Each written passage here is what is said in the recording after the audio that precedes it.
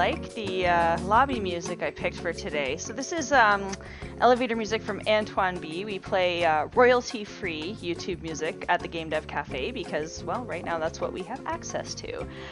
Give me one moment. I'm going to cut the volume on that, and I am going to join in, hopefully, with today's guest. There he is. Hi, Patrick. How's it going? It's going well, thanks. Wonderful. Can you hear me okay now that I'm in slightly different headphones? Yes. Awesome. Just give me one moment. I'm going to make your image nice and big on our stream here. I guess while I'm doing that, I might as well introduce you as today's interview subject. Patrick Rating, actually, I met Patrick informally through Jillian, who runs CGX, which we've talked about at length here at the GameDev Cafe. But I guess, Patrick, one of the reasons that I wanted to talk to you today was that you do come sort of highly recommended by a lot of community members, including some of your coworkers, namely Osama, who we interviewed very, very recently. So thank you so much for joining us today. No problem. Thank you for having me. My pleasure. And I know you're joining us from the Warner Brothers offices in Montreal. That is where you are officially the creative director. I guess the first thing I want to ask you, and I ask this of everyone that I interview, but what does that title even mean? Because a lot of people, there's a lot of obviously clout behind being a creative director, especially at Warner Brothers Games in Montreal. But I'm not sure if people really understand what that entails, or if there's maybe an unofficial title that should go with that. Please tell me. I mean, this is, for starters, this is my first kick at the can as a creative director. And I think the title has different connotations at different studios, at different developers. On a AAA team where you might have a few hundred people, it definitely can mean a certain kind of role, which increasingly, I guess, can be a little bit detached from sort of your hands really dirty and bloody, doing actual things in the engine and actual things in the, and so that, which is one of the trade-offs. But I'd say, this is the way I've always looked at it, and certainly since I've had the job, it's kind of been this way, which is that the creative director is the ultimate advocate for the player, and ultimately responsible kind of for the setting the quality bar and the focus, maybe, of the player experience. Interesting. That you hope anyway will be what the game turns out to be. And obviously the game gets a vote, which is actually the cool part about it. It's not I don't really believe in the sort of auteur theory of what a creative director does. I know some people do that and it can work for them, but that's what I find cool about the job is that you're kind of setting a target aesthetic. And I don't mean that like in the sense of the realization or the look or the story even. I mean the aesthetic experience that comes out of the player interacting with the game systems. Right. So a very holistic aesthetic. And some of a lot of your viewers probably may be familiar with the MDA framework, which is like mechanics, dynamics, and aesthetics. And so it's really in that sense that you give the players a box full of rules basically when you release a game to them, and from that moment forward, it's not in your control anymore. And so what you're kind of putting your trust in and is the idea that their interactions at runtime are going to deliver a certain kind of output that will feel like the thing you want it to, and it will have meaning that comes with those interactions, and that meaning will match the bigger themes that you're trying to relate it to in the game, and hopefully there will be alignment between those themes and what your story is doing, what the artwork and the animation style and the music and all those other elements are doing. But I think the key thing for me is that I might have a team full of people who are really experts in their respective disciplines, right? I'll have animators and artists and modelers and level designers and programmers that are subject matter experts, and usually they're pretty broadly knowledgeable about games, but they do have an area of expertise. And in a way, they need to be able to put their faith in the process that they're going to be contributing to something that's going to be coherent to the player, that's going to feel like a complete experience. Right. And you can't force that to happen. I mean, you can, no amount of scripting or authoring is going to make the game the same thing for everybody. Every player is going to take it in new directions that maybe you didn't anticipate. So as a creative director, part of my job is in a way to kind of give people faith, that the experience that we're creating is going to be a real thing. It's going to be coherent. So I'm kind of the standard bearer for that. Interesting. And I use the game's dynamics as they emerge, like as we work on them, as we build prototypes, as we put stuff into the build. I use that filter in a way to sort of decide what is and what isn't the game, what belongs and what doesn't belong. And it helps us make choices. It helps us scope the game correctly. It helps us interpret the results of play tests. It helps us think about where to spend our effort, where to spend our points, basically, when we're trying to level the game up. Interesting. And is that does that mean that you then also have to make some of maybe the hard decisions, or maybe play the bad guy sometimes? I assume there's an editorial element to that role. It's not just making it bigger, better, faster, stronger, right? Because it's business. Yeah, I mean, it sounds all fun until you have a deadline. Yeah, I mean, absolutely. Like the way I put it is, if I do my job well and it's successful, then the team gets to feel proud about that and they should take credit for it. If something goes wrong, then it's my fault in a way, because I at some point have to set a target and then tell people, trust me, this is the right target. And sometimes that means saying, okay, that thing that you spent the last 2 months sweating blood for, that's not going to make it in, because it isn't at the core of it. It's not supporting the core of what the game needs to be. And ultimately, and this isn't to shift the blame or responsibility onto a producer, but hopefully there's a producer who understands the kind of business and strategic realities of the game development process and can look at what we're doing and say, ask those hard questions too. Like, is this going to give us a good return on our investment? Is this really part of the game that you're setting out to make? Sometimes my response to that has to be, no, probably not. And then we do make hard calls. But I think the one thing it isn't is it's not my game. It's the team. But sometimes the team, to have enough confidence to feel a sense of ownership and be willing to take risks and try stuff, they need to know that they've got the support of somebody who will go to bat for them and will go to the publisher and say, this is what the game needs to be. So that's my job too. It's to evangelize both on behalf of the team and also sometimes to the team. And it's also to try to make sense of what the game is and how it fits into the market. Interesting. Very much, a leadership role that comes, I think, with as you say, a lot of responsibility sometimes when things go right or wrong. But for the right person, I think that's a really fascinating challenge to kind of balance, the creative wants with the business needs, so to speak. Is this kind of what you always saw yourself doing? Is this, you mentioned that creative director as a role is sort of specifically new to you, but, managing games projects, having a hand in this sort of creative player experience, is this something that fits with, your personality even from a young age? Yeah, I think so. It's funny because I spent a long time loving video games and loving to play them and getting fully obsessed and invested in them at every level without ever considering the idea of making them, other than in the most abstract sense. Like weirdly, I probably thought about that more when I was really young and I was playing around on my parents' computer and learning how to program in Apple Basic, and that's how old I am. And went to school and messing around in the computer lab and stuff. Then it was it seemed within reach in a way, because video games at that point, computer games generally were relatively simple, and so things like text-based adventure games and role-playing games were a thing that you could theoretically make by yourself. And so that kind of was interesting. And then as games got just generally more complex and more immersive and cooler, I was I was happy to enjoy them as a consumer, as a player.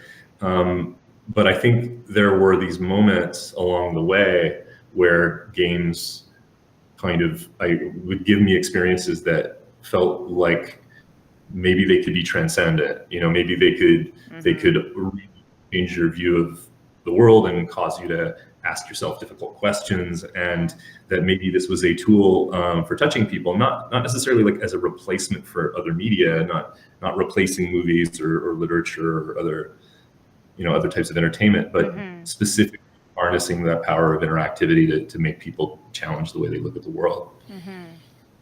Interesting. And I guess in that sense, if you hadn't ended up here, do you think you would still be working in some kind of, I hate to say creative capacity, that's so generalist, but something where you were working in these interactive type of experiences? Like, is this where you would have ended up?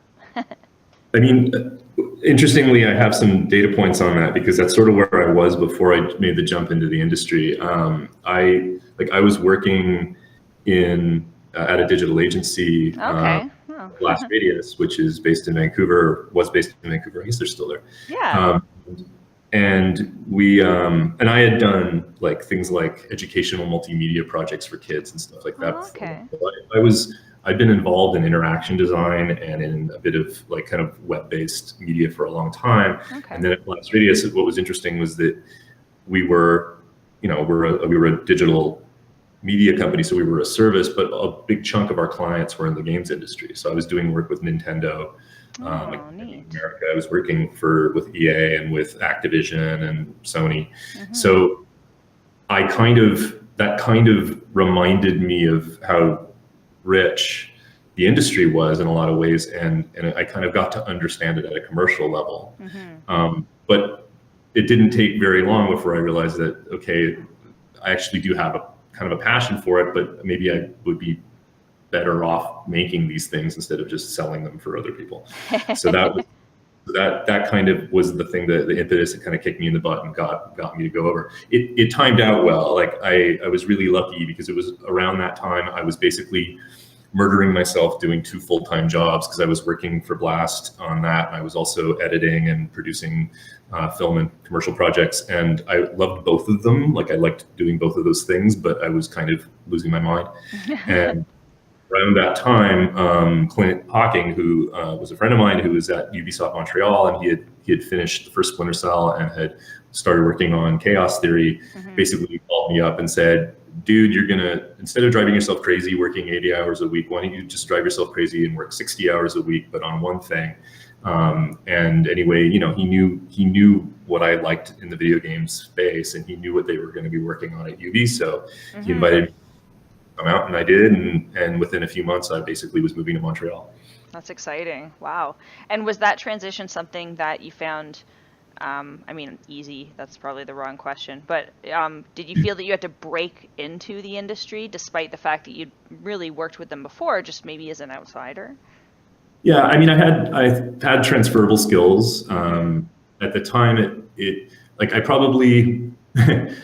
I probably was just naive enough, maybe just arrogant enough to not have a good, healthy dose of imposter syndrome at that point. I think I was really like, oh yeah, these skills are totally transferable, and I love video games. How hard can this be, right? Right. And I think in a way it was just as well that I had that kind of veil of ignorance. Otherwise I might not have done it, because the whole projects were legitimately like, they took years off my life. But the thing that happened as a result of working on those games was just an insane amount of education, and just like this intense absorption of knowledge and experience, and not in the sense of like suddenly I got hyper smart about it, but more just being surrounded by really, really smart, experienced game developers who, at the time were happy to, for whatever reason, help kind of guide me through the process of understanding what game development was about. And so, the early jobs that I got at UB were definitely a natural kind of fit or extension of the work that I'd been doing before. So Nice. I started out as a game designer on cameras and scripted events and things that had a bit of a narrative focus. Which makes a lot of sense coming from sort of the, as you say, digital interactive world. Yeah. But as you say, maybe for a purer cause, not just to sell games, but to enhance them. I'm curious if you faced any, professional or personal challenges. You moved around a lot. You've worked for certainly a lot of big names in the industry, but as you say, there's a lot of pressure that comes with that. And Ubi is a great environment. I've heard nothing but great things about their team, but with big titles under your belt, that's a big challenge. How did you sort of deal with that in your own way? Yeah, look, I was I've been incredibly lucky. Like, I was really lucky that things timed out the way they did, and I think I was lucky in a sense to join the industry back at a point where the machine hadn't turned into this giant, like multi 100-person thing where, effectively, I think it was easier for them to take risks on somebody like me. So it wasn't, I have not faced anything close to the kinds of challenges and hardships that some people have to break into this business. I think my biggest challenges were usually my own arrogance and assumptions and habits, and right. And those are really classy problems to have.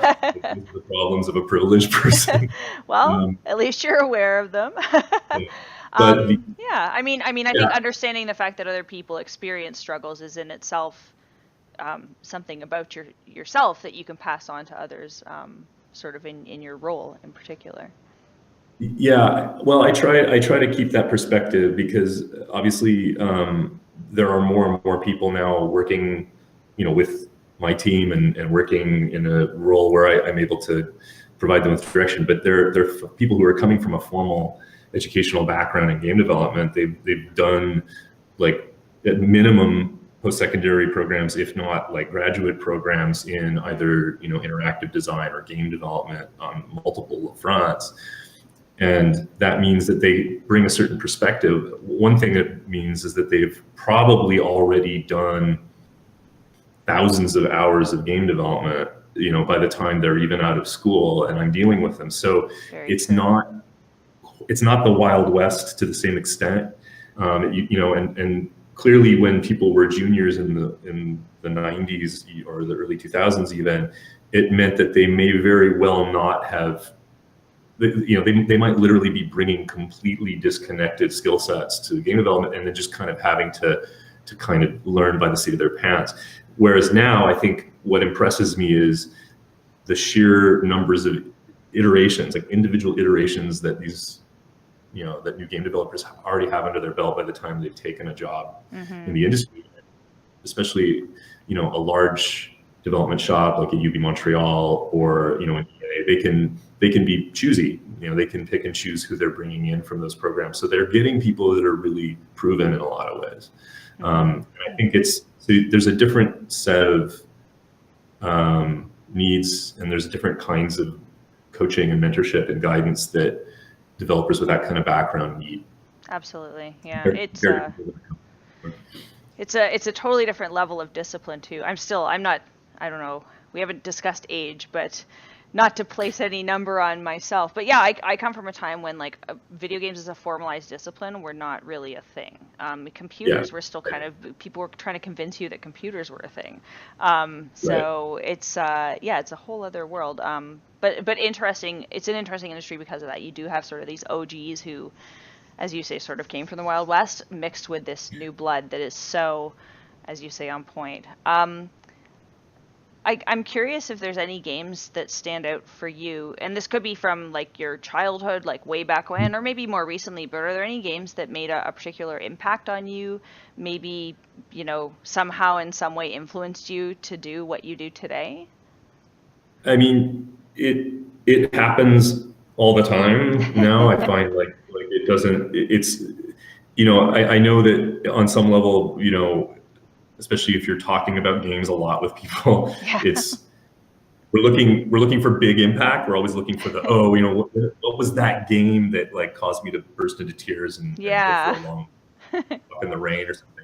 And the reality is, I find that it's less about some all-encompassing, or rarely it's like a big all-encompassing thing. It's more of of like single moments, or a particular output of the game's systems, or just explorations and mastery that caused me to suddenly stop and really evaluate the way I think about the world, and sometimes it's a bit manipulative, but other times you realize that it's just good interaction design functions as a kind of mirror and causes us to think about choices and agency and consequences in a really meaningful way, in a way that other media can't do. So, like, when I think back on the experiences that have really been touching, I'm definitely not the first person to talk about this game in this context, but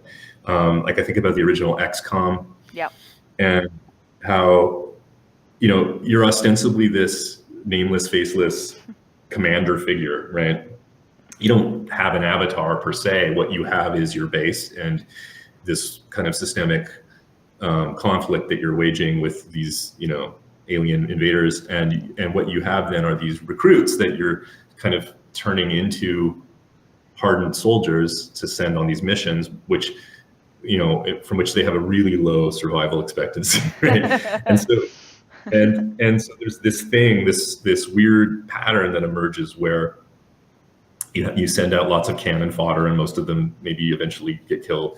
And then every now and then you just get like that one build that, for whatever reason, keeps surviving. And because they keep surviving, you keep leveling them up, and so they're getting more powerful. And then eventually you hit some kind of weird threshold where you're sort of attached to them. Yeah. And maybe initially you're attached to them for purely min-max reasons of, that unit's really powerful, I don't want to risk them. But on some level as well, you're kind of developing this strange sense of protectiveness over them. And so I realized after a while that it was putting me in this strange dilemma, and that there was something in particular about the fact that I wasn't playing as a character in the game. I wasn't a participant in a direct way with the events that these soldiers are participating in. I'm sending them to their deaths or not. And it occurred to me that it was causing a character to emerge out of my choices, out of my actions. Like there was a personality there and a set of biases and prejudices, and it was bubbling up out of the choices that I was making with these programmatic units, right? Interesting. And I found that really, really powerful. Like in a way that, I literally spent way too many hours talking about with other game developers. But yeah, I like the contradiction of it, and that part I found really fascinating. I mean, there have been other, I can remember individual moments in multiplayer gaming sessions that touched me because of their very literal emotional impact, and the way that they played off of the interactions that you have with other players, with your teammates and with your opponents. But yeah, I'd say that's an example. I mean, and then there's a host of games that just, because of their kind of virtuoso delivery and execution, stick in your head, right? Like for me, the original Fallout series, Deus Ex, System Shock. Yeah, like these kinds of games, Civilization. These are, games that are richly systemic and really committed to the idea of immersing the player, not only in terms of the look of the environments, which now obviously seem dated in some ways, but but in the tools they give you, and the sort of the way they dare you to try to poke at the world and see how the world pokes back. Absolutely. And those are the games that for sure have stuck in my head, and frankly made me want to do game development. Yeah, it certainly makes you want to create something epic when you when you recollect games like that.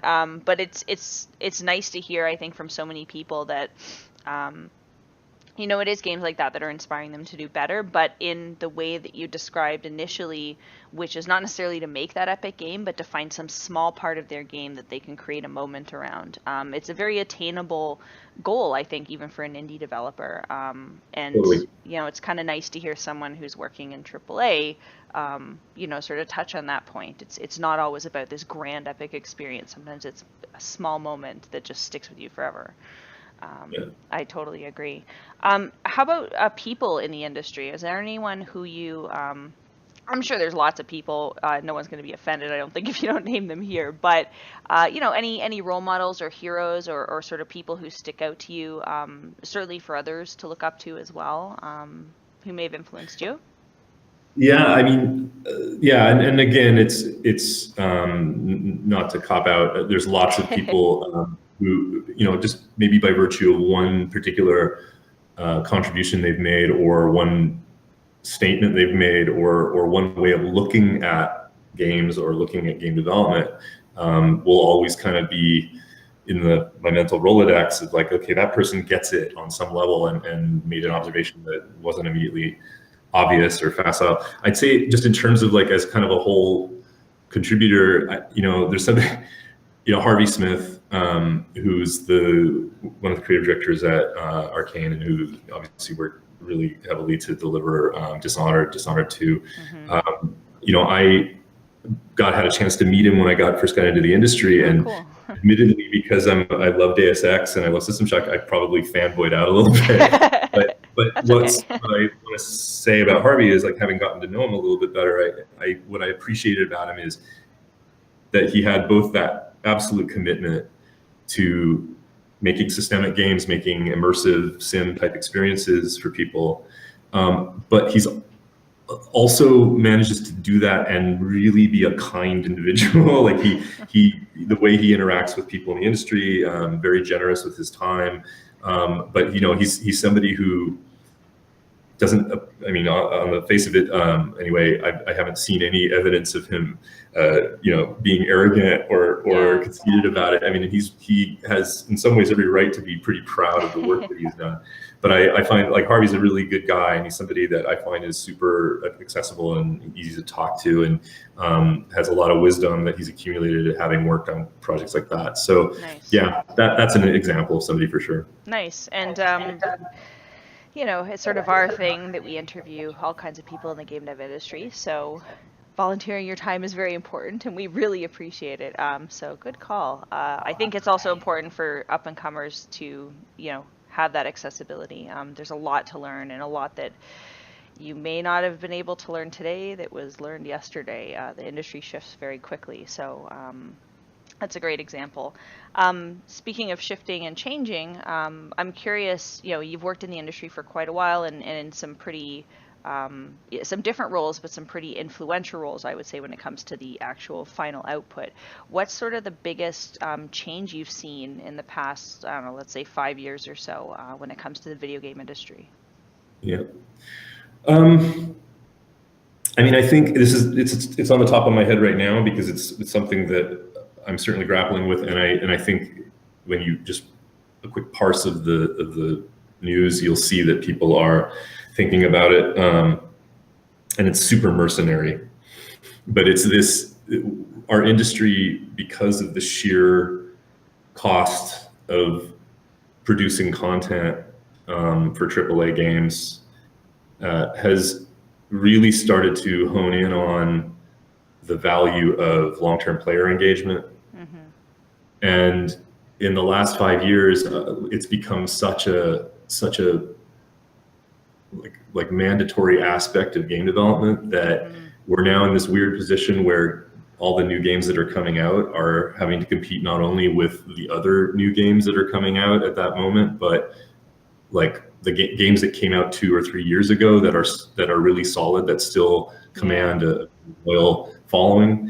And I think that's the biggest development I've seen, is that it's created a kind of a traffic jam, because the games, we were already in a kind of winner takes all scenario where everybody was like competing to try to get games in the top 10, because they needed to do that for the game to be seen as commercially viable, and for the cost and expense of producing that content. Mm-hmm.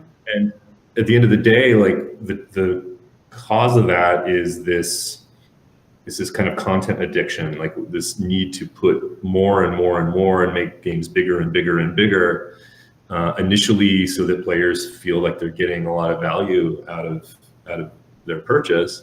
But now it's also because, developers have determined that when players anticipate that they're going to spend a lot of time in a game, then they're willing to spend money, and sometimes they're willing to spend money up front, and then sometimes they're willing to spend their money after they bought the game.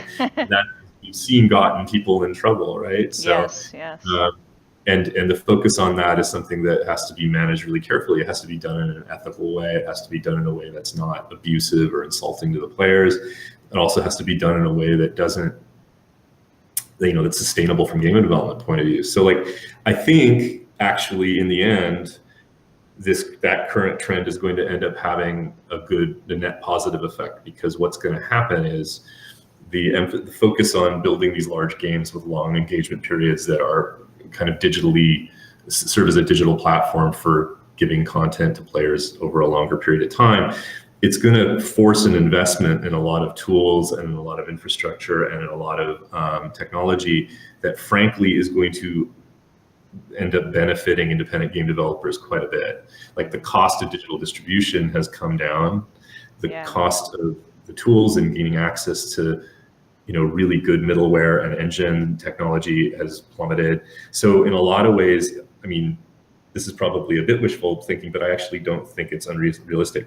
I think we're going to see a bit of a renaissance in these kind of middle tier games that are not, they're not indie aesthetic. They're like high production value games, but they're being created by people who are ultimately willing to take big risks and be experimental and try making games that are about things and about subject matter that would otherwise be neglected. They're going to start to try introducing and integrating mechanics that are really experimental and groundbreaking. And they're going to do that in a way that is way less fraught with risk aversity than it is often for the AAA developers. Mm-hmm. So I think that's the hopefully positive outcome of that. But in the meantime, for those of us that are working on the AAA side of it, it can be daunting because, we have big teams, and those teams, as I mentioned before, they put a lot of faith in the vision and the concept of the game. And now that's not a 2-year investment of time. That's a 4-year or a 5-year investment of time. Yeah. Maybe longer if the game turns out to be if it's a game as service type model, and they're going to be continuing to do work on it long after the initial release, which they hopefully will be. Yeah, if it's successful, exactly. Oh, that's really interesting. I have heard many people echo the same sentiment towards like where we're headed in a positive light. So I don't think it's overly optimistic. I feel it, but I'm sure muddling through that is difficult, and with all the eyes on you at the same time, right? People are quite critical of some of the experimental phases that different developer industry groups are going through, trying to figure out how to market their game and how to give it legs. Interesting.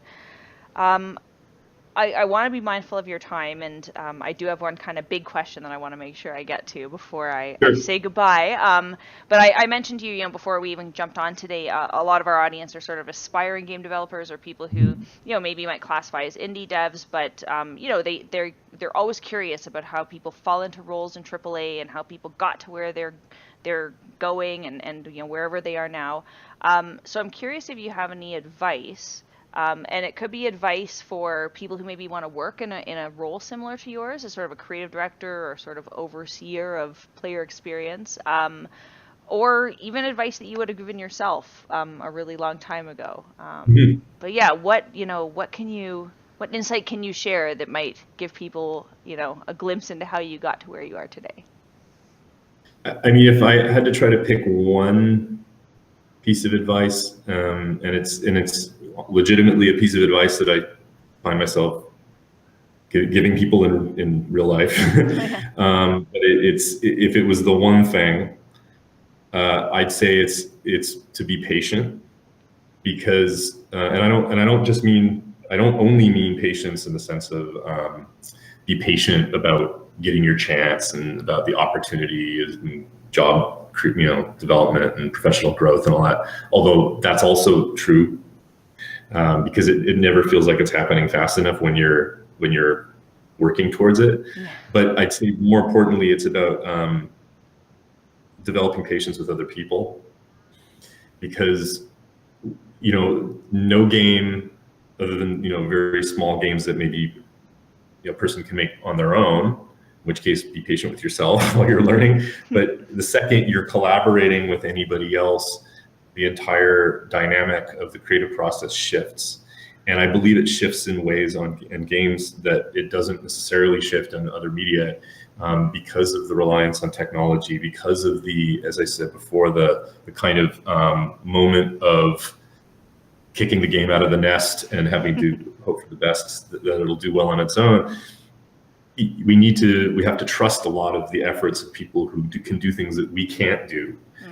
Right? I could spend the next 5 years studying 12 hours a day to become a concept artist, for example, and I will never approach, even like an intermediate level concept artist working on my team right now who has spent the last several years thinking about that. So like we rely on each other, and we rely on our different expertise, as well as a shared language and a shared passion, shared interest in games. And to get there and to get to something really remarkable, we have to be patient. And the more creative input, the more creative influence or control, or the more kind of authority you have on a game as you kind of unlock those different levels, the more you need to be mindful of that. It's often tempting to be highly prescriptive with people about what sorts of solutions they're going to come back to you with. But the more you kind of impose your way of doing things, the less you're really taking full advantage of the kind of talent and knowledge and experience that those people bring to bear. And the best game projects I've worked on have been this kind of amazing swirling storm of just different crafts being exercised in tandem, and occasionally in confrontation with each other, and occasionally through just random coincidence, something remarkable will happen in the line. And to allow that to happen, to increase the odds of that happening, you got to have a high tolerance for uncertainty and occasional pauses, and, little chaos. Yeah. Interesting. So if you find yourself in a position of creative ownership or creative custodianship of the game, you need to constantly remind yourself to be even more patient with people than you probably think you're being. Interesting. I'm projecting because this is my own problem. I was going to say, you can tell it comes from wisdom and experience, but that's exactly what we're after here. Patrick, thank you so much. I really, really appreciate your time, but a lot of insight here. I think there's a lot of people who don't quite understand what a creative director is sort of doing on a day-to-day basis, although I think they aspire to be in that role. And I think you've hit some nails on the head, especially when it comes to the collaborative nature of working in a team and, as you say, getting the most out of everybody. So thanks again for your time. I really appreciate it. Well, thank you very much. My pleasure. For those who may have joined us partway through, my name's Karina, of course. We've been talking with Patrick Redding, who is the creative director at Warner Brothers Games Montreal. You can check out our full interview, of course, on the YouTube channel, youtube.com/GameDevCafe, at GameDevCafe.com, or, find us on Twitter and holler at us. We'll make sure you get the link. Patrick, thanks again for your time. And for anyone else who tuned in, thanks for tuning into the Game Dev Cafe. I appreciate it. Take care.